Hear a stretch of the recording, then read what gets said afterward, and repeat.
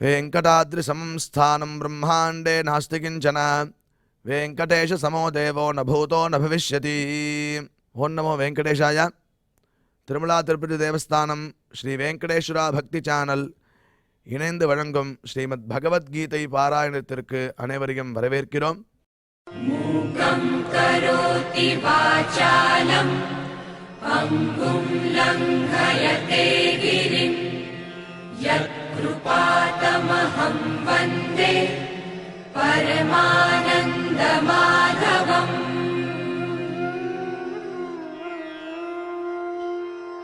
करारविन्देन पदारविन्दम् मुखारविन्दे विनिवेशयन्तम् वटस्य पत्रस्य पुटे शयानम् बालं मुकुन्दम् मनसा स्मरामि.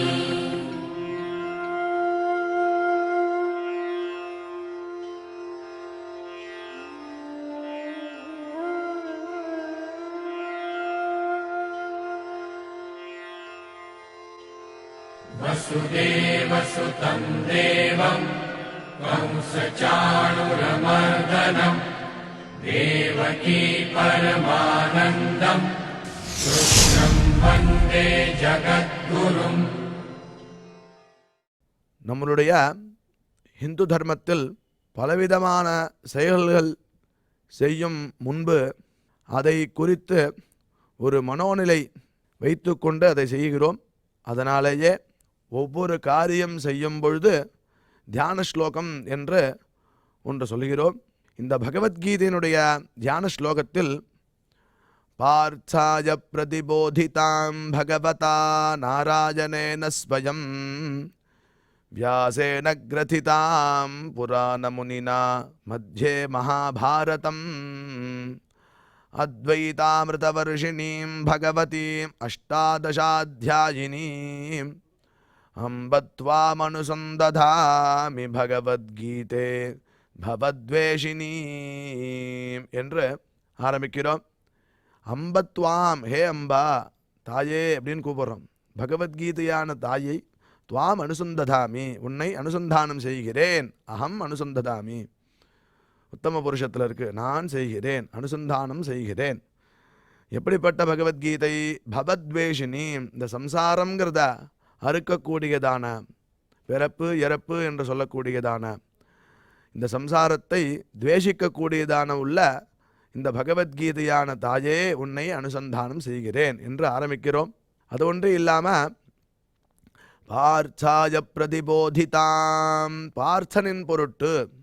பார்சன் என்றால் பிருச்சுவின் மகன், பிருச்சு என்றால் குந்திக்கு பிருச்சு என்ற பேர், அவருடைய மகனுக்கு பார்த்தன் என்ற பேர். பார்த்தாய, பார்த்தாய நாலாவது வேற்றுமை. பார்த்தனின் பொருட்டு பிரதிபோதிதாம், உபதேசிக்கப்பட்டது. யாரால் என்றால் பகவதா நாராயணேன ஸ்வயம், மூன்றாவது வேற்றுமை. பகவானாகிய ஸ்வயமான பகவானாகிய நாராயணனால் ஸ்வயமே உபதேசிக்க பண்ணப்பட்டது. அது ஒன்று இல்லாமல் வியாசேன கிரதிதாம் புராணமுனினா, புராணமுனினா மனநசீலா முனிஹி அப்படின்னு அர்த்தம் பண்ணுறது சாஸ்திரத்தில். மனனம் பண்ணிகிட்டே இருக்கா, அவள் தான் முனி. புராணமுனினா, ரொம்ப பழமையான முனியானா.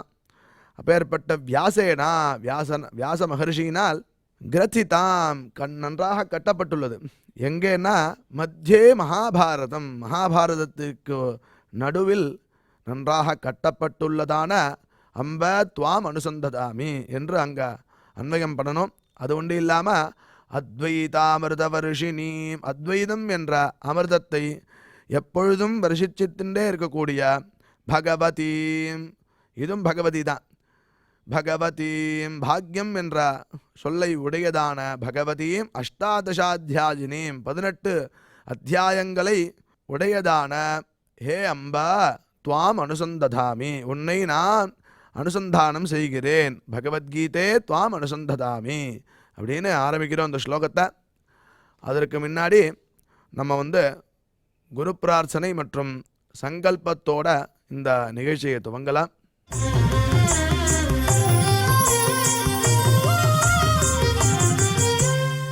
श्रीगुरुप्रार्थना। गुरुर्ब्रह्मा गुरुर्विष्णुर्गुरुर्देवो महेश्वरः। गुरुः साक्षात् परं ब्रह्म तस्मै श्रीगुरवे नमः।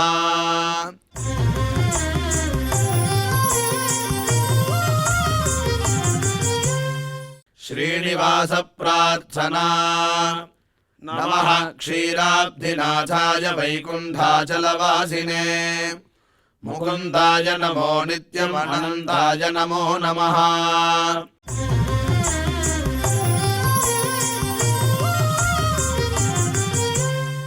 अथ श्रीमद्भगवद्गीता पारायण संकल्पः।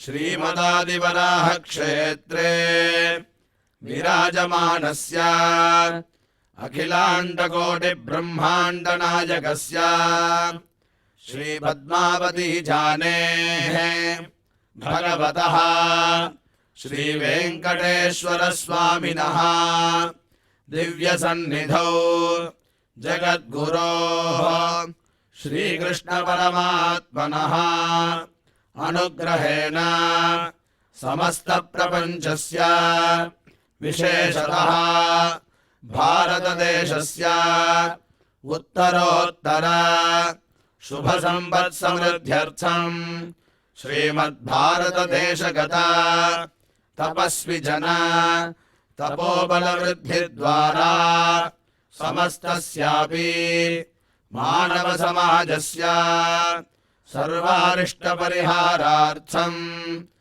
एतद्देशवासिनां सर्वेषां सज्जनानां योगक्षेमार्थं राष्ट्रविरोधिनां निबर्हणद्वारा जनानां चित्तशान्ति चित्तस्थैर्य सन्तोषादि अभिवृद्ध्यर्थम् एतद्देशवासिनां परस्परविद्वेष परस्परनिन्दा परस्परहिंसादीनां निवृत्त्यर्थं परस्परसौमनस्य सिद्ध्यर्थं समस्तपापक्षयार्थं श्रीमन्नारायणप्रीत्यर्थं श्रीपरमेश्वरप्रीत्यर्थं श्रीमद्भगवद्गीतायाः अखण्डपारायणं करिष्यामहे।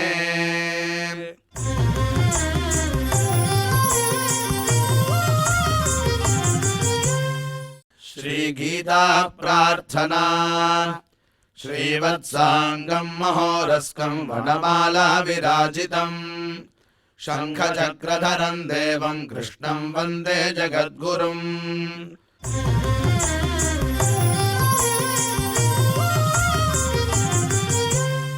पार्थाय प्रतिबोधितां भगवता नारायणेन स्वयं व्यासेन ग्रथितां पुराणमुनिना मध्ये महाभारतम् अद्वैतामृतवर्षिणीं भगवतीम् अष्टादशाध्यायिनीम् अम्ब त्वामनुसन्ददामि भगवद्गीते भवद्वेषिणीम्।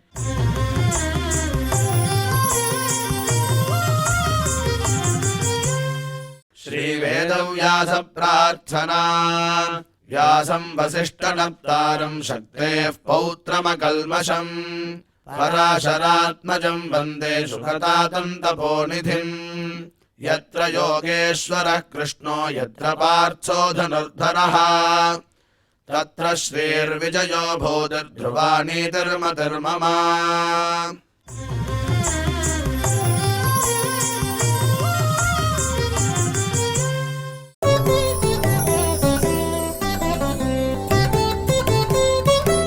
अहमात्मा गुडाकेश सर्वभूताशयस्थितः अहमादिश्च मध्यं च भूतानामन्त एव च।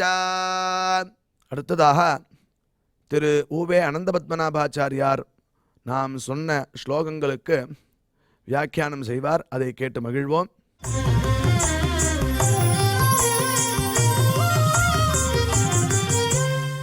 अहमात्मा गुडाकेश सर्वभूताशयस्थितः अहमादिश्च मध्यञ्च भूतानाम् अन्त एव च. ஓம் நமோ பகவதே வெங்கடேஷாய. நண்பர்களே, இந்த அத்தியாயத்தில் இந்த ஸ்லோகத்தின் வரையிலும் நாம் கொடுக்கக்கூடியது எக்ஸ்பிளனேஷன். இதுக்கப்புறம் பெரும்பாலும் அந்த ஸ்லோகத்தை சேவித்து கொண்டே போனோம் என்றால், சேவித்தல் என்றால் அர்த்தம் படித்தல் என்பது பொருள். அந்த ஸ்லோகத்தை சொல்லிகிட்டே போனோம்னா அதில் ஒவ்வொரு பதத்துக்கு என்னென்ன அர்த்தம்ன்றதை ஈஸியாக நம்ம பார்த்துட்டே போகலாம். பெரும்பாலும் ஒரு பெரிய லிஸ்ட்டு கொடுக்குறார். அது ஒரு செக்லிஸ்ட். அது உலகத்தில் என்னென்ன உயர்ந்த பொருள் இருக்கோ அந்த உயர்ந்த பொருள்களுக்குள்ளே பெருமாள் எப்படி இருக்கான் என்பதை அவன் காமிச்சிருக்கான். ஸோ அது ஓரளவுக்கு நமக்கு அண்டர்ஸ்டாண்டபிள், நம்மளால் அதை புரிஞ்சிக்க முடியும். இப்போ அர்ஜுனனை பார்த்து அழகாக ஒரு வார்த்தை சொன்னான் பெருமாள். குடாகேஷ அப்படின்னு ஒரு வார்த்தை சொன்னான். சாரி, பட் இருந்தாலும் புரிய வைக்கிறதுக்காக சொல்ல வேண்டிய ஒரு வார்த்தை.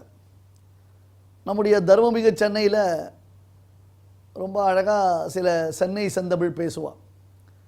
அதில் ஒருத்தருக்கு ஒருத்தர் கொஞ்சம் கோபதாபமாக பேசும்பொழுது என்ன பண்ணுவோம், போடா குடாக்கு அப்படின்வான். குடாக்கு குடாக்கு அப்படின்வான். தெரிஞ்சோ தெரியாமலோ சில சமயத்தில் சம்ஸ்கிருதம் பேசுகிறா. நாஸ்தி ஆக்கிடுவேன் அப்படின்வா. மீன்ஸ் என்ன அர்த்தம், உன்னை இல்லேன்னு ஆக்கிடுவேன்னு அர்த்தம். அப்புறம் கஸ்மாலம் அப்படின்னு பேசுவா. என்ன சுவாமி இப்படிலாம் ஆரம்பிச்சுட்டாரு யோசிக்காதீங்கோ, சம்ஸ்கிருதத்தினுடைய பெருமையை காண்பிப்பதற்காக உங்களுக்கு சொல்கிறேன். கஸ்மாலம், கசுமலம் அப்படின்னா அர்த்தம் இம்பியூர் அர்த்தம், டர்ட்டின்னு அர்த்தம். டர்ட்டி ஃபெலோ அப்படின்னு இங்கிலீஷில் சொல்கிறத அழகாக சம்ஸ்கிருதத்தில் கஸ்மாலம் அப்படின்னு சொல்கிறான். நமக்கு சம்ஸ்கிருதமும் தெரியாது, அவர்கள் பேசக்கூடியதான தமிழும் தெரியாது. அதனால் என்னன்னே தெரியாமல் நாம் இருக்கோம். அதில் நமக்கு தேவையான பதம் குடாக்கு. குடாக்கு குடாக்குன்னு அர்த்தம் அப்படின்னா சோம்பேறின்னு அர்த்தம், வேறு ஒன்றும் இல்லை. பொடா சோம்பேறி அப்படின்றதுக்கு மாற்று சம்ஸ்கிருதத்தில் என்ன பண்ணோம்னா குடாக்கு அப்படின்னு அர்த்தம். புரியுதா? பாருங்கள், வெய்யச்சே கூட, அதாவது இன்னொருத்தரை நிந்திப்பது கூட சம்ஸ்கிருதத்தில் நிந்தித்தால் எப்படி இருக்கு. அதற்காகவாவது நாம் கொஞ்சமாவது சம்ஸ்கிருதம் படிக்கணும் இல்லை? எதுக்குன்னா, சுவாமி 4-5 விசவு வார்த்தை கற்றுக்கிறதுக்கோசரம் சம்ஸ்கிருதம் படிக்கிறேன்னு நினச்சிக்காதீங்க. இந்த பதத்தினுடைய சுவாரஸ்யம் ரசிக்கணும். அர்ஜுனனை பார்த்து பெருமாள் குடாகேஷன் என்று சொன்னான். குடாகேஷன்னா 2 அர்த்தம் பண்ணணும். ஒன்று, அழகாக சுருண்ட குழல் கற்றை உடையவன். பெருமாள் மாதிரி தான் அர்ஜுனனுக்கு. அவனுக்கு அந்த கர்லி ஹேர் அப்படின்னு இல்லையோ, என்ன பேர் அதுக்கு, அதான கரெக்டு தானே? கர்லி ஹேர் அப்படி சுருண்டு சுருண்டு இருக்கும். அதனால் குடாகேஷகான்னு அர்த்தம். ஸ்ப்ரிங் தலை அப்படின்னு அர்த்தம். தலை அழகாக இருக்கும், சுருண்டு சுருண்டு. இன்னொரு அர்த்தம் குடாக்குன்னா சோம்பேறின்னு அர்த்தம் பார்த்தோம் இல்லையா? அப்போ குடாகேஷகா என்றால் சோம்பேறித்தனத்தை வென்றவன் என்பது பொருள். தெரியுமா? வித்யா தூரானாம் ந நித்ரா ந சுகம் ந நித்ரா. கற்க வேண்டும் என்று ஆசைப்படுபவனுக்கு சுகம் பொருட்டு கிடையாது. சௌக்கியமாக இருக்கணும்னு ஆசைப்பட்டால் முடியாது. சுகார்த்தி சேத்து தியஜேத் வித்யா, வித்யார்த்தி சேத்து தியஜேத்து சுகம். சுகமாக இருக்கணும்னா கல்வி வராது, கல்வி வேணும்னா சுகமாக இருக்க முடியாது. எங்கள் ஆச்சாரியன் அழகாக ஒரு கதை சொல்லுவார். ஒரு குருவினிடத்தில் 4-5 மாணவர்கள் பாடம் படித்து கொண்டிருந்தார்கள். ஒருத்தர் வியாக்கரண பாடம் படித்தார், ஒருத்தர் தர்க்க பாடம் படித்தார், ஒருத்தர் மீமாம்சா பாடம் படித்தார், மற்றொருத்தர் வேதாந்த பாடம் படித்தார். இப்படி ஒருத்தருக்கு ஒருத்தர் பாடம் படித்து கொண்டு அந்த மாதிரி பாடம் படிச்சுட்டு இருக்கான். அதில் என்ன எடுத்து ஒவ்வொருத்தருக்கு வந்து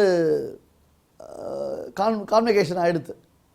சில பசங்களுக்கெல்லாம் போயிட்டான். புது புது பேட்ச் வர ஆரம்பித்தான். ஒரே ஒரு மாணவனை மட்டும் பக்கத்தில் வச்சுப்பார் ஆச்சாரியன். அந்த ஆச்சாரியன் கூடவே அந்த மாணவனை சாப்பிட உட்கார வச்சுப்பார். அவர் கூடவே சாப்பிடுவான். மற்ற மாணவர்கள்லாம் கொஞ்சம் தள்ளி உட்காந்துட்டு இருப்பான், அவர்களும் சாப்பிடுவா. அந்த காலத்தில் குருகுல கல்வி தானே. இவர் பாடம் சொல்லி கொடுப்பார், அந்த வித்தியார்த்தி படிச்சுட்டு இருப்பான். இவன் கூட ஆரம்பித்ததான ஒரு செட்டு 4-5 செட்டு கூட போயிடுது. பட் இவனை இன்னும் ஆச்சாரியன் கான்வெகேஷன் பண்ணி கலப்பலை. போயிட்டு வா, முடிஞ்சு போச்சு, நீ பாடம் படிச்சது போகணுன்னு சொல்லலை, அவ்வளோ உட்கார வச்சுருக்கார். ஆனால் இவர் சாப்பிடும்பொழுது என்ன பண்ணுவார்னா, அவருடைய மனைவி அவர்கிட்ட சொல்லிட்டார், மனைவி கிட்ட இவர் குரு சொல்லுவார் ஒரு வார்த்தை, இங்கே பாரு, எனக்கு நல்லா சுட சுட சுட சாதம் பரிமாறு, நல்ல பசுமாட்டு நெய்யை எனக்கு பரிமாறு, அதே மாதிரி நல்ல புதியதாக பண்ணினதான குழம்பு மற்றும் ரசம் முதலானவற்றை எனக்கு இலையில் பரிமாறு. இதுனா நான் டெய்லி ரொட்டீனாக பண்ணுறது தானே. நீ ரொட்டீனாக பண்ணுற, ஆனால் என் பக்கத்தில் உட்காந்துருக்கானே யார், அந்த மாணவன், ஆச்சாரியருக்கு ரொம்ப நெருக்கமான மாணவன், அவனுக்கு நீ பழைய சாதம் போடு, பசு நெய்க்கு பதில் விளக்கெண்ணெயை அதில் குத்து. அதே மாதிரி இன்றைய தினத்தில் சமைத்த அன்னத்தை இல்லாமல் நேற்று முந்தா நேற்று அப்படி பண்ணின அந்த ஆகாரங்களை பரிமாறு, ஃப்ரிட்ஜில் வச்ச குழம்பு கொண்டு வந்து ஜில்லுன்னு குத்து, 10 நாளைக்கு முன்னாடி ஃப்ரீசரில் வச்ச ரசம் கொண்டு வந்து இங்கே பரிமாறு அப்படின்னு சொல்லிட்டேன். ஐயோ பாவம், அவனை போய் நீங்கள் ஏன் இப்படி பண்ணுறீங்க, அதெல்லாம் சொல்கிறத செய், நீ இதெல்லாம் தலையிடாத, மற்ற பசங்களுக்கெல்லாம் நீ எல்லாத்தையும் பண்ணு, ஆனால் இவனுக்கு மட்டும் அந்த மாதிரி பண்ணுன்ட்டு. அந்த மாதிரி தான் சாப்பிட்டுட்டு இருக்கான் அவன். பழையது சாப்பிட்றான், பழையதில் விளக்கெண்ணெய் குத்தி சாப்பிட்டுட்டு இருக்கான். ஆச்சாரியர் அவனுக்கு பாடம் சொல்லி கொடுத்துட்டுருக்கார். கிட்டத்தட்ட 4-5 பேட்ச் போயிட்டா எல்லாரும். இவனுக்கு முன்னாடி வந்த பேட்சும் போயிடுது, இவனுக்கு அப்புறம் வந்த இவன் கூட வந்த பேட்சும் முடிஞ்சாச்சு, இவனுக்கு அப்புறம் 3 பேட்ச் போயிடுது. குருவினுடைய மனைவி கேட்டா, என்ன அநியாயமாக இருக்குது, இவனும் தான் எல்லாரும் கூட வந்தவன், கட்சியில் நீங்கள் இவனை மட்டும் ரீட்டைன் பண்ணி வச்சுருக்கீங்களே, இவனை மட்டும் உட்கார வச்சுருக்கீங்களே, நல்ல சாப்பாடு கூட அவனுக்கு போடாமல் உட்கார வச்சுருக்கீங்களே, இவனை நீங்கள் அனுப்பிச்சிட வேண்டியது தானே, கரெக்டாக வெயிட் பண்ணு, அவனே என்றைக்கு கிளம்புவான்னு நம்ம பார்த்துட்டுருக்கேன்ட்டு. இப்படி 1 மாதம் ஆச்சு. ஒரு நாள் இவன் அதே மாதிரி சாப்பிட உட்காந்தோடனே அதை வாயில் பிராணாகுதி பண்ணணும், பிராணாய சுவாகான்னு பண்ணோம் இல்லையா, வாயில் பிராணாகுதி பிராணாய சுவாகானா தூன்னு துப்பிட்டான். சே, என்னது பழையது விளக்கெண்ணையாக இருக்குது. குரு பத்திரியை பார்த்து கேட்டான், என்னம்மா பழையது போட்டு விளக்கெண்ணெய் குத்திட்டீங்க நீங்கள் அப்படின்னோடனே குரு சொன்னார், இந்த சர்டிஃபிகேட்டு உனக்கு வித்யாபியாசம் முடிஞ்சு போச்சு, படித்தாச்சு, நீ டிகிரிலாம் வாங்கிட்ட, கிளம்பு நீ அப்படின்ட்டு. ஒன்றுமே புரியல யாருக்கும். கரெக்டாக பக்கத்தில் சர்டிஃபிகேட் வச்சுருந்தார் போல இருக்கு. அவன் தூன்னு துப்பி சாப்பாடே சரியில்லை, விளக்கெண்ணையை குத்தி பழையது சாரை போடுறீங்களே, இந்த சர்டிஃபிகேட் ஓகே யுவர் நீங்கள் வந்து டிஸ்டிங்ஷன் அப்படின்ட்டு. ஒன்றுமே புரியல உனக்கு. அப்போ சொன்னார் குரு, இத்தனை நாள் உனக்கு கல்வியில் மட்டுமே கவனம் இருந்தது, முழுக்க முழுக்க வித்யாபியாசம் பண்ணின, கான்சன்ட்ரேட் பண்ணி வித்யாபியாசம் பண்ண, கல்வியே சிந்தனை பண்ணியிருந்த. அப்போ நான் போட்ட பழையது உனக்கு தெரியல, நான் குத்தின விளக்கெண்ணெய் உனக்கு தெரியல, நான் போட்ட பழைய ஆகாரங்கள் உனக்கு தெரியல. காரணம், புத்தி வித்தியில் நிலைத்தது. எப்போ உனக்கு இந்த ருச்சி தெரிய ஆரம்பிச்சுடுத்தோ அப்போ உன்னுடைய படிப்பு ஓவர், இனிமேல் நீ மற்றவாளுக்கு சொல்லிக் கொடுக்க ஆரம்பி, போ கிளம்பு அப்படின்ட்டு. இப்போ என்ன எடுத்து, வித்யாதூரானாம் சுகார்த்தி சேத்து தியஜேத் வித்யா, வித்யார்த்தி சேத்து தியஜேத் சுகம். சுகமாக இருக்கணும்னு ஆசைப்பட்டா வித்தியை விட்டுணும், வித்தியை வேணும்னா சுகம் இருக்க முடியாது, ஏதாவது ஒன்று தான் நிற்கும். வெடிக்கா ஒருத்தர் சொல்லுவா, சின்ன வயசில் ஒருத்தன் தன்னுடைய நாக்கினை அசைத்து அசைத்து அசைத்து மேலையும் கீழையும் ஈடுபடுத்தி சுழற்றி விஷயங்களை நன்கு புரிந்து கொண்டானே, அதான் அர்த்தம், வாயால் உரத்த குரலில் சொல்லி சொல்லி பழகினானேனால் பின்னாளில் என்ன பண்ணலாம் அப்படி கேட்டால், அவனுடைய தேகத்துக்கெல்லாம் ரெஸ்ட் கொடுத்துட்டு நாக்கை மட்டும் அசைச்சான்னா போகிறோம், அவனுக்கு 10 பேர் காரியம் பண்ணுறதுக்கு கைங்கரியம் பண்ணுறதுக்கு ரெடியாக இருப்பான். நாக்கு அசைந்தால் நாடே அசையும். சின்ன வயசில் நாக்கை பழக்கப்படுத்தாமல் விட்டுட்டு அவன் சோம்பேறித்தனமாக இருந்துட்டான்னா பின்னாளில் உடம்பினுடைய சர்வ அவயவங்களினாலேயும் வேலை செஞ்சு கஷ்டப்படணும். அதுதான் வித்தியினுடைய பெருமை. அந்த வித்யை யாருக்கு வரும், குடாகேசனாக இருந்தால் தான் வரும். அர்ஜுனன் என்பவன் குடாகேசன், மேன்மேலும் தெரிந்து கொள்ள வேண்டும் என்னும் ஆவல் உடையவன். அதுவும் தனக்கு கிடைச்சிருக்கிற இந்த ஆப்பர்ச்சுனிட்டி லைஃப்பில் யாருக்கும் எவ்வளோ சீக்கிரம் கிடைக்காது, இனி தனக்கு மறுபடியும் கிடைக்காது. என்ன, சாட்சாத் பரம்பொருள் சர்வேஸ்வரன் வாசுதேவன் அவன் தனக்கு சாரதியா தேர்த்தட்டில் உட்கார்ந்துண்டு தனக்கு உபதேசம் பண்ணுறான். விஜய ரத்த குடும்ப ஆத்த தோத்ரே திருதஹயரஸ்மினி தச்ரியக்ஷணியனர் பீஷ்மஸ்துதியில் அந்த தேர்லையே தன்னுடைய வாசஸ்தானமாக்கி கொண்டவன் பெருமாள். இந்த கருணை வேறு யார்கிட்ட பார்க்க முடியும், இப்போ ஏற்பட்ட சௌலபியத்தை வேறு யார்கிட்ட பார்க்க முடியும். ஆனால் சப்ஜெக்ட் மேட்டரோ உயர்ந்த சப்ஜெக்ட் மேட்டர். கிருஷ்ணா ரொம்ப டயர்டாக இருக்குது, தூக்கம் வருது, நான் கொஞ்சம் நேரம் படுத்து தூங்கிட்டு அதுக்கப்புறம் உங்ககிட்ட மறுபடியும் வர காலக்ஷேபத்துக்கு என்று அர்ஜுனன் கிருஷ்ணன் கிட்ட சொன்னானா? இல்லை, திருப்பி சொல்லு, நிறைய கேட்கணும் போல் இருக்குது, செம்ம இன்ட்ரெஸ்டிங்காக இருக்குது, அந்த நீ சொல்ல கேட்க ரொம்ப அமிர்தமாக எனக்கு திருப்தியே வர மாட்டேன்றது. பகவத் விஷயத்தில் திருப்தின்றதான ஒரு சந்தோஷம் வரவே கூடாது. அந்த அளவுக்கு மேலே நீ விஷயங்களை எனக்கு சொல்லிக்கொண்டே இருக்க வேண்டும் என்று கேட்டானோ இல்லையோ, அதனால் பெருமாளுக்கு சந்தோஷம். அகமாத்மா குடாகேஷ, ஹே குடாகேஷ, குடாக்கா இருக்கா இல்லாத அர்ஜுனனை பார்த்து குடாகேஷன்னு சொல்ற பெருமாள். சோம்பலை வென்றவனே, சுறுசுறுப்பு மிக்கவனே, விஷயங்களை நன்கு தெரிந்து கொள்ள வேண்டும் என்னும் பேராவல் மிக்கவனே. குடாகேஷ, உறக்கம், சோம்பல் இவற்றையெல்லாம் வென்றவனே. அகம் சர்வபூதாசயஸ்திதா, எல்லா பிராணிகளுடைய இதயத்தில் நான் இருக்கிறேன். இதயத்தாமரை யாரு? பெருமாள் தான். அந்த பிரவிஷ்ட சாஸ்தான்றதாக உள்ளுக்குள்ள புகுந்த நியமனம் பண்ணுபவன் யாரு? அந்த பெருமாள் தான். அகமாத்மா, ஹே குடாகேஷ, சர்வபூதாசயஸ்திதா, சர்வபூதாசயஸ்திதா, எல்லா பூதங்களுக்குள்ளும் இருக்க நான். பெருமாள் இல்லாத இடம் உண்டா? உருவியாமஸ்தி உடுபதௌச்சாப்பியஸ்தி திக்ஷு விதிக்ஷு, எங்க எங்க எங்க எங்க எல்லா இடத்துலையும் தான் இருக்கான். எங்கும் நாடி நாடி நரசிங்கா என்று வாடி வாடும் இவ்வாணுதலேனர் ஆழ்வார். ஆடி ஆடி அகம் கரைந்து இசை பாடி பாடி கண்ணீர் மல்கி எங்கும் நாடி நாடி எங்கு பார்த்தாலும் நிற்கின்றதெல்லாம் நெடுமால் என்று பெருமாளை எல்லா இடத்துலையும் பார்க்கணும் இல்லையா? சர்வாந்தராத்மா, ஏஷ சர்வபூதாந்தராத்மா அபஹத பாப்மா திவ்யா தேவா ஏகா நாராயணா என்று சுபாலோபனிஷத் காண்பிக்கிறது. சர்வபூதாசயஸ்திதா, எல்லா பிராணி வர்க்கங்களுடைய ஹிருதயத்தில் நான் இருக்கேன். அதுக்கு மேலே ஆத்மா, ஆத்மான்னு அர்த்தம் சர்வபூதங்களுக்கும் ஆத்மா, அவளுடைய இதயத்தில் இருக்கிறதுனால நான் அவளுக்கு ஆத்மா. சர்வபூதாந்தராத்மானம் விஷ்ணுமே வயஜந்திதே, சர்வபூதங்களுக்கும் அந்தராத்ம பூதனான பரமாத்மாவை அவர்கள் ஆராதிக்கிறார்கள். பூதானாம் அகம் ஆதிகி, இதான் ஒரு விசேஷம். உபாதான காரணம் பேர், ரா மெட்டீரியல்னு பேர். ஒரு குடம் பண்ணணும், ஒரு குடம் உண்டாகணும்னா அந்த குடத்துக்கு ரா மெட்டீரியல் எது அப்படி கேட்டால் மண்கட்டி. மண்கட்டின்றதான ரா மெட்டீரியல் கொண்டு தான் ஒரு குடம் வரணும். ஜிமிக்கி கமல் பண்ணணும் அப்படி கேட்டால் தங்கம்ன்றது ரா மெட்டீரியல். புரியுதா? ஒரு வஸ்து உண்டாகணும்னா அதுக்கு ரா மெட்டீரியல் வேணும், அதுக்கு காரணம்னு பேர். ரா மெட்டீரியலுக்கு காரணம்னு பேர். அதுலேருந்து உண்டானது வஸ்து இருக்கே அதுக்கு என்ன பேர்? காரியம்னு பேர். ப்ரொடக்ஷனுக்கு என்ன பேர்? காரியம்னு பேர். ப்ரொடக்ஷனுக்கு என்ன பேர்? காரியம். காரணாத்து காரியம், காரணத்திலிருந்து காரியம் உண்டாகிறது. இந்த உலகம் என்பது காரியம்.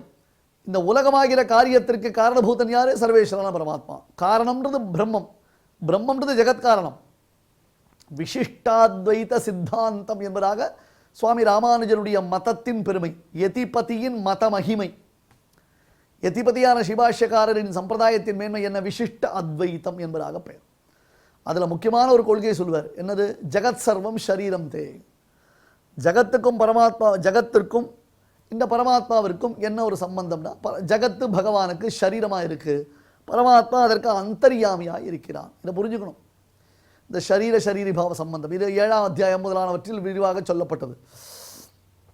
அகமாத்மா, ஹே குடாகேஷ, ஹே அர்ஜுனா, சோம்பலை வென்றவனே, சுறுசுறுப்பு மிக்கவனே, விஷயங்களை தெரிந்து கொள்வதில் ஆவல் உடையவனே, அகமாத்மா சர்வபூதாசயஸ்திதா. எங்கே இருக்கான் பெருமானா? ஒன்னிலும் இருக்கிறான், தூணிலும் இருக்கிறான், துரும்பிலும் இருப்பான். நீ சொன்ன சொல்லிலும் இருக்கிறான், உனக்குள்ளேயே பரமாத்மா இருக்கிறான். அகமாதிஷ்ச பூத் மத்யஞ்ச பூதானாம் அந்த ஏவச்ச, பூதானாம் ஜந்துக்களுக்கு அகம் ஆதிஷ்ச, நான் உபாதான காரணம். இதை முக்கியமாக புரிஞ்சுக்கணும். உபாதான காரணம் அர்த்தம் சேத்தனம் அச்சேதனம் அதோடு கூடிய இந்த பிரபஞ்சத்திற்கு இவன் தான் காரணபூதன். அடுத்தது மத்தியம் ச, உற்பத்தி நான் தான், ஸ்திதி நான் தான், அந்தச்ச லய காரணமும் நான் தான். ஜகத்து பகவானிடமிருந்து உண்டாகிறது, ஜகத்து பகவானிடத்தில் நிலை பெற்றிருக்கிறது, ஜகத்து பகவானிடத்தில் மறுபடியும் லயத்தை அடைகிறது. Spiderman, Spiderman friendly neighbourhood Spiderman அப்படின்னு ஒரு கான்செப்ட் பார்த்துருக்கோம்ல. யார் அந்த ஸ்பைடர்மேன்? ஃப்ரெண்ட்லி நெய்பர்ஹுட் அப்படின்னு அர்த்தம் நம் ஹிருதயத்துக்குள்ளே இருக்கக்கூடிய அந்தராத்மாவான பெருமாள். அது எப்படி சொல்ல முடியும்? தானே உலகத்தை படைக்கிறான். சிலந்தி பூச்சி தானே உலகத்தை படைக்கிறது, அதாவது தன் ஒரு கூட்டை உண்டாக்குகிறது, ஒரு நூல் இழையை உண்டாக்குகிறது. சிலந்தி பூச்சி தானே ஒன்று நூலை வலை பின்னிக்கிறது. இப்போ எங்கே இருக்குது? அதுலேயே இருக்குது. அதுக்கப்புறம் மறுபடியும் என்ன பண்ணுறது? தனக்குள்ளேயே அதை இழுத்துக்கிறது. தெரியுமோ இல்லையோ? சிலந்தி வலை பின்னுவதை பார்த்துருக்கோம். வலையை மறுபடியும் தனக்குள்ளே சிலந்தி இழுத்துக்கும். யதா ஊர்ணனாபிகி சிருஜத்தே கிருண்ணத்தேச்ச என்பதாக பரமாத்மா ஜகத்தை சிருஷ்டிக்கிறான், மறுபடியும் ஜகத்தை தனக்குள்ளே உறிஞ்சு கொள்கிறான்.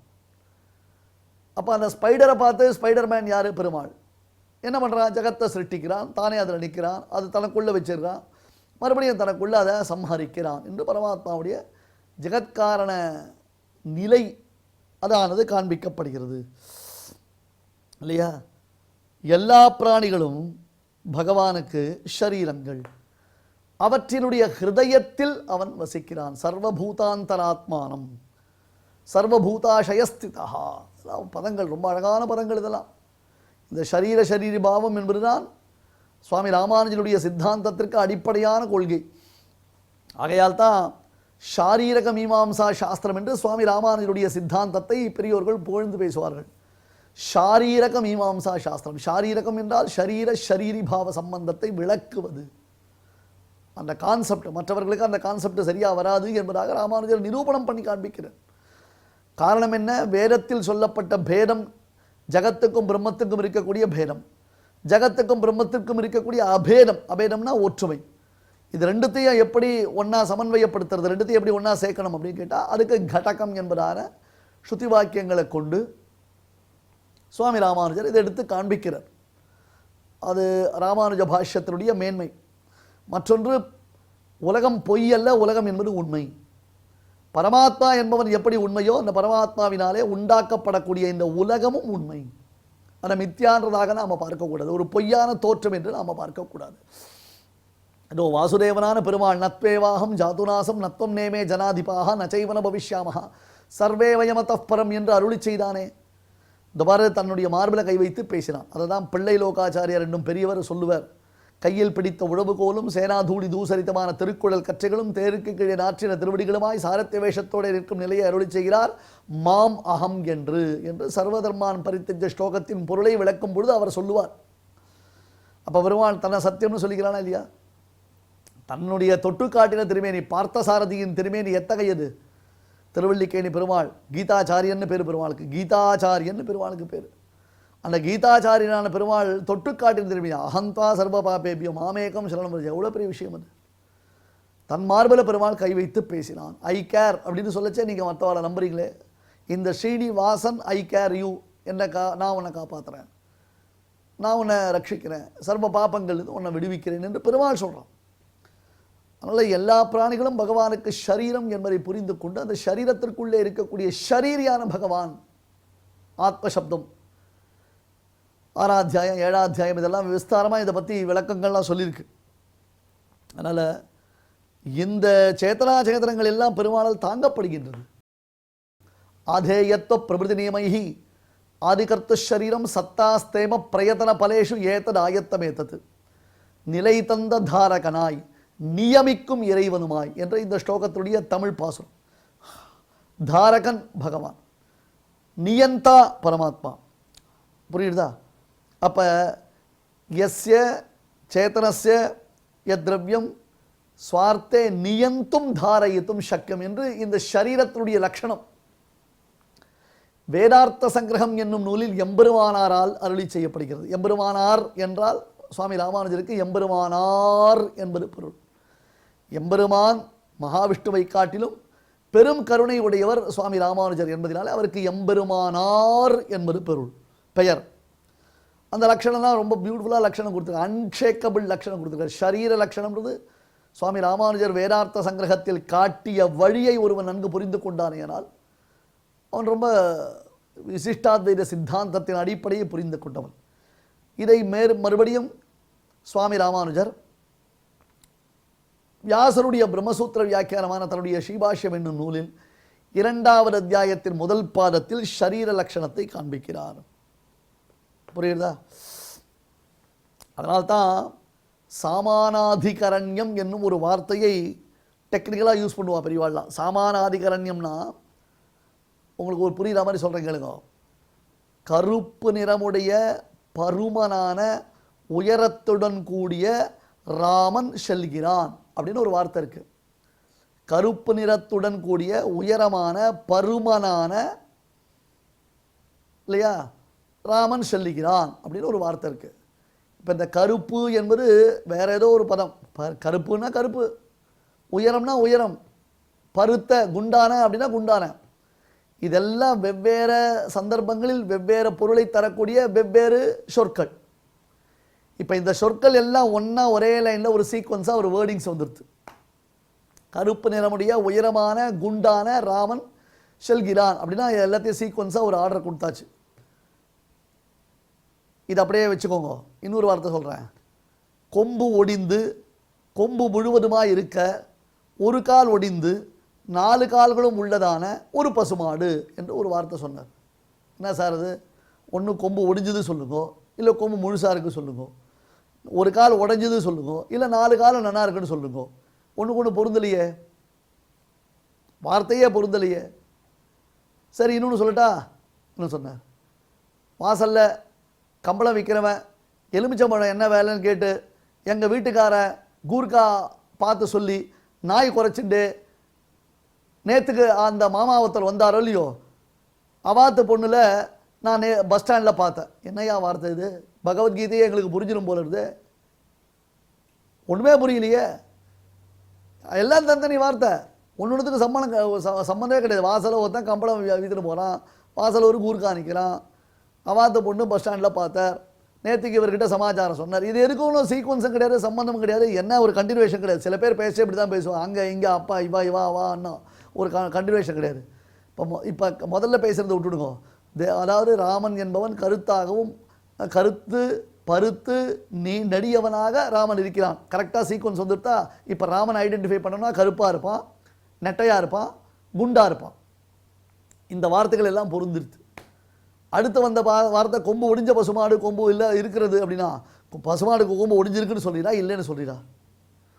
மூணாவது ஹைலி கன்ஃபியூஷன், ஒன்றுமே புரியல, எந்த வார்த்தை எங்கே போகிறதுன்னு தெரில. பகவத்கீதை 10வது அத்தியாயம் தானா, சரி சொன்னால் சந்தோஷம் அப்படின்ற மாதிரி நாம் கவனிச்சுட்டு இருக்கோம். அதை புரியவே இல்லை, நமக்கு சுத்தமாக அதனுடைய கான்செப்ட் புரியவே இல்லை. இந்த மாதிரி தான் பல பேர் பல விஷயங்களை பேசுகிறா. இப்போ பின்ன பிரவೃತ್ತಿ நிமித்தானம், அதாவது ஐயா பல சந்தர்ப்பங்களில் பல அர்த்தங்களை கொடுக்கக்கூடிய பல சொற்கள் ஒரு அணியில் ஒன்றாக திரண்டு அது ஒரே ஒரு பொருளை சுட்டி காட்டும் பொழுது, இப்போ யாரை சுட்டி காட்டுறது? ராமனை சுட்டி காட்டுகிறது. கருப்பு என்பது ராமனை காண்பிக்கிறது, குண்டு என்பது ராமனை காமிக்கிறது, உயரம்ன்றது ராமனை காமிக்கிறது. அதற்கு சமானாதிகரண்யம் என்பதாக பெயர். புரியுதா உங்களுக்கு? அவ்வளோதான் புரிஞ்சுக்கும், அவ்வளோதான் புரிஞ்சுக்க முடியும். ஏன்னா இந்த சுவாமி புரியறதான்னு ஏன் கேட்குறாருன்னா புரியாதுன்றதுனால கேட்குறேன்.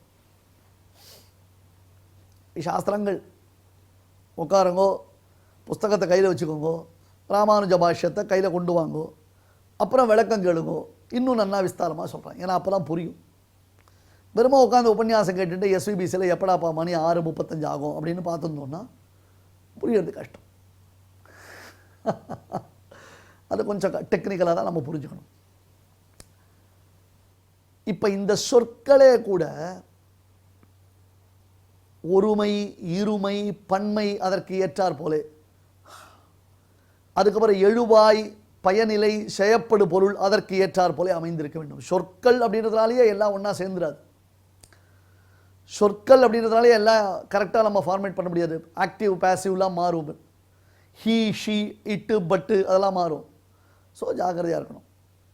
அப்போ எல்லா பொருளும் எல்லா சப்தங்களும் சேர்ந்து ஒரு வார்த்தை கோவையாக அமைக்கப்பட்டு ஒரே ஒரு பொருளை சுட்டி காட்டுவது என்பதற்கு சாமானாதிகரண்யம் என்பதாக பொருள்.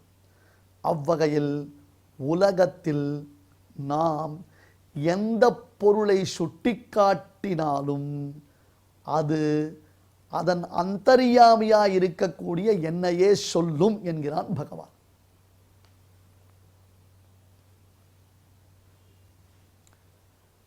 கீழே ஒரு வார்த்தை சொன்னா ஞாபகம் இருக்கா? மயி சர்வம் இதம் புரோதம் சூத்ரே மணிகனா இவனாம். முத்துக்கள் கோக்கப்பட்டிருக்கு, அழகாக முத்து மாலை நெக்லஸ் போட்டுருக்கா, கழுத்தில் முத்து மாலையில் போட்டுருக்கா, பார்க்கச்சே ஜம்முன்னு இருக்கு, பல பல பலன்னு அந்த முத்து மாலை தெரியறது. முத்துக்கள் கண்களுக்கு தெரிகின்றனவே தவிர்த்து அந்த முத்துக்களை தாங்கி நிற்கக்கூடியதான நூல் கண்ணுக்கு தெரியுமா? அந்த நூலை ஃபைண்ட் அவுட் பண்ண முடியுமா? என்னிடத்தில் இந்த ஜகத்தானது அமைந்திருக்கிறது எதை போல? நூல்களிடத்தில் மணியானது இருப்பதை போல. அப்போ நூல் தான் மணியை தாங்கிறது. இப்போ அந்த நூலில் ஒரு சின்ன இடத்துல டக்குன்னு ஒரு கட் பண்ணி விட்டா டக்க டக்க டக்க டக்க டக்குன்னு முத்துக்கள் மொத்தம் செதறி விழுந்து போயிடும். இப்போ ஜகத்தை பரமாத்மா தாங்குறான்றது யாருக்காவது தெரியுமா? எப்படி தாங்குறானா? ஹெர்குலிஸ் மாதிரி அப்படி தையில தூக்கி வச்சு நிற்கிறானா? கீழேயே பார்த்தோம். பெருமாளுடைய சங்கல்பத்தினால தாங்குகிறான். அதையும் நாம் கவனிக்கிறோம். அப்போ எல்லாம் பிரம்மம் பிரம்மம் பிரம்மம் பிரம்மம்னு பிரம்மத்தை சரியாக புரிஞ்சுக்கணும். நாம் பிரம்ம லட்சணத்தை பிரம்ம தத்துவத்தை நாம் சரியாக புரிஞ்சுக்கணும் இல்லையா? இதை நமக்கு லைட்டாக புரிஞ்சுக்கிறதுக்கு ஒரு எக்ஸாம்பிள் சொல்கிறேன். ஒரு மனுஷன் இருக்கான். அந்த மனுஷனுக்கு ராமன்னு பேர் வச்சுக்கோங்க.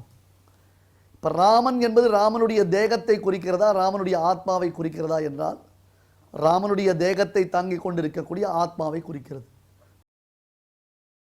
அதுபோல இப்போ ராமன் என்று சொன்னோமேனால் அந்த ஆத்மாவுக்கும் ஆத்மாவாக இருக்கக்கூடிய பகவானை குறிக்கிறது. இதை புரிஞ்சுக்கணும். போகும் இவ்வளோ தூரம் போகிறோம் உங்களுக்கு. இதுக்கு மேலே நான் உங்களை கன்ஃபியூஸ் பண்ண மாட்டேன்.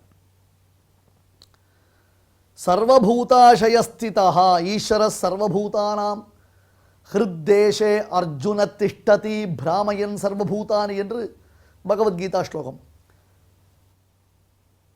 ஹே அர்ஜுனா, ஈஸ்வரனானவன் எல்லா பிராணி வர்க்கங்கள் சேத்தனம் அச்சேதனம் இவை அனைத்தனுடைய ஹிருதயத்திலும் வசிக்கிறான் என்று புரிந்து கொள். சர்வ பிராணிகளுக்கும் ஆத்மாவான அந்த பரம்பொருளே அவைகளுக்கு ஆதியாகவும் மத்தியமாகவும் அந்தமாகவும் விளங்குகிறான். அவற்றிற்கு உடையதான கர்மாக்களில் அவையை அவன் பிரவர்த்திப்பிக்கிறான். அந்தந்த ஜீவ வர்க்கங்கள் செய்திருக்கக்கூடிய புண்ணிய பாபங்களுக்கு ஏற்றார் போலே. அகமாத்மா குடாகேஷ சர்வபூதாசயஸ்திதா அகமாதிஷ்ச மத்யஞ்ச பூதானாம் அந்தயேவச்ச. ஸ்ரீமதே பகவதே பாஷ்யகாராய நமஹ. இப்பொழுது அடியன் சொல்றதை எல்லாரும் திருப்பி சொல்லுங்க. அஹமாத்மா குடாகேஷ அஹமாத்மா குடாகேஷ சர்வபூதாசயஸ்திதः சர்வபூதாசயஸ்திதः அஹமாதிஷ்ச மத்யஞ்ச அஹமாதிஷ்ச மத்யஞ்ச பூதானாமந்தயேவச்ச பூதானாமந்தயேவச்ச. இப்பொழுது இந்த ஸ்லோகங்களை நாம் அனைவரும் சேர்ந்து பாராயணம் செய்யலாம். அஹமாத்மா குடாகேஷ சர்வபூதாசயஸ்திதः அஹமாதிஷ்ச மத்யஞ்ச பூதானாமந்தயேவச்ச. நம்மளுடைய ஹிந்து தர்மத்தில் கிம் தாத வேதாகம சாஸ்திர விஸ்தரைஹ தீர்ச்சைரணைகைரபி கிம் பிரயோஜனம் யத்யாத்மனோ வாஞ்சசி மோக்ஷ சாதனம் கோவிந்த கோவிந்தேதி ஸ்புடம் வதா என்று நாம சங்கீர்த்தனத்தினுடைய பெருமையை விளக்குகிறது இந்த ஸ்லோகத்தில். கிம் தாத்தா, ஏ அப்பனே, வேத ஆகம சாஸ்திர விஸ்தரைஹி, வேதம் ஆகமம் சாஸ்திரங்கள் அதை விஸ்தாரமாக தீர்ச்சைஹி தீர்ச்சங்களினால் அநேகைஹி தீர்ச்சைஹி அநேகமான தீர்ச்சங்களால் கிம் பிரயோஜனம், அதனால் பிரயோஜனம் இல்லை என்று இல்லை. அதுக்கு மேலே ஒரு விஷயத்தை சொல்ல போகிறார். என்ன சொல்ல போகிறார்னா, யத்யாத்மனோ வாஞ்சசி மோக்ஷ சாதனம், மோக்ஷத்துக்கு சாதனமாக உள்ள ஒரு சமாச்சாரம் இருக்கு. அதை யார் விரும்புகிறானோ அவன் என்ன பண்ணணும்னா கோவிந்த கோவிந்தேதி, கோவிந்த கோவிந்தா அப்படின்னு சொல்லிகிட்டே இருக்கணுமா. ஸ்புடம் வதா, ரொம்ப தெளிவாக சொல்லுப்பா அப்படின்னு சாஸ்திரம் காட்டி கொடுக்கறது. இதில் வேத நிந்தை இல்லை, சாஸ்திர நிந்தை இல்லை, ஆகம நிந்தை இல்லை. அதை காட்டிலும் சுலபமான மோட்ச சாதனம் கோவிந்த கோவிந்த கோவிந்தா அப்படின்னு சொல்லியிருந்தாலே போதும் அப்படின்னு சாஸ்திரம் காட்டுறது. கோவிந்தான்னு சொல்கிறதுனால பலவிதமான லாபம் கிடைக்கும் அப்படிங்கிற மனோநிலைக்கு வரணும். அப்படிங்கிறதுக்கு தான் ஸ்புடம் வதா, தெளிவாக சொல்லுப்பா, இதனால் பலவிதமான லாபம் கிடைக்கிறது அப்படின்னு சாஸ்திரம் சொல்லி கொடுக்கறது. அதனால் கோவிந்தா கோவிந்தாங்கிறதுல லஜ்ஜை இல்லாமல் நல்லா எரிஞ்சு சொல்லணும். சொல்கிறதுனாலேயே பகவானுடைய பிரீத்தி நம்மளுக்கு ஏற்படும். அதனால் இப்போது பகவன் நாம சங்கீர்த்தனத்தை நாம் எல்லாரும் கேட்கலாம்.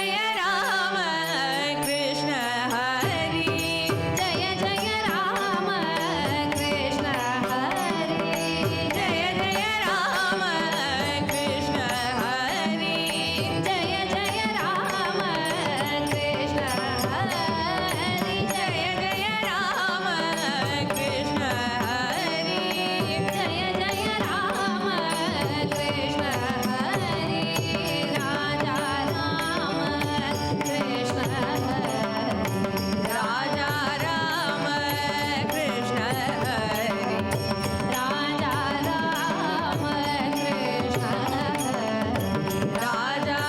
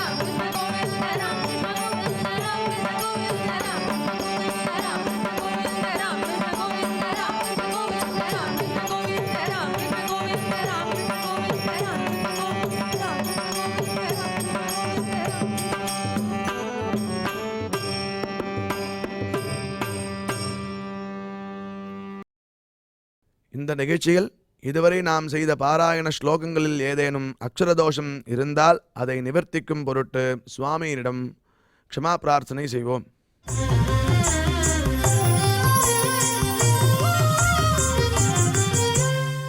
अथ क्षमा प्रार्थना यदक्षरपदभ्रष्टं मात्राहीनं च यद्भवेत् तत्सर्वं क्षम्यतां देव नारायण नमोऽस्तु ते।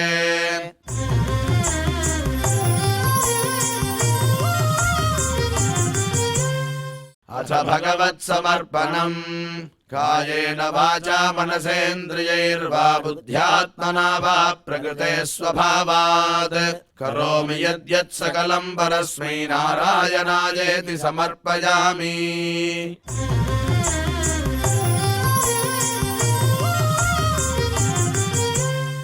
अथ लोकक्षेम प्रार्थना सर्वे भवन्तु सुखिनः सर्वे सन्तु निरामयाः सर्वे भद्राणि पश्यन्तु मा कश्चित् दुःखभाग् भवेत्.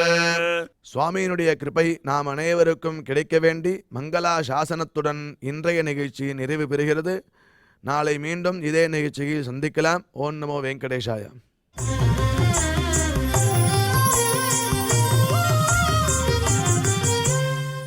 अथ मङ्गलम् श्रियः कान्ताय कल्याणनिधये निधयेऽर्थिनाम् श्रीवेङ्कटनिवासाय श्रीनिवासाय मङ्गलम्.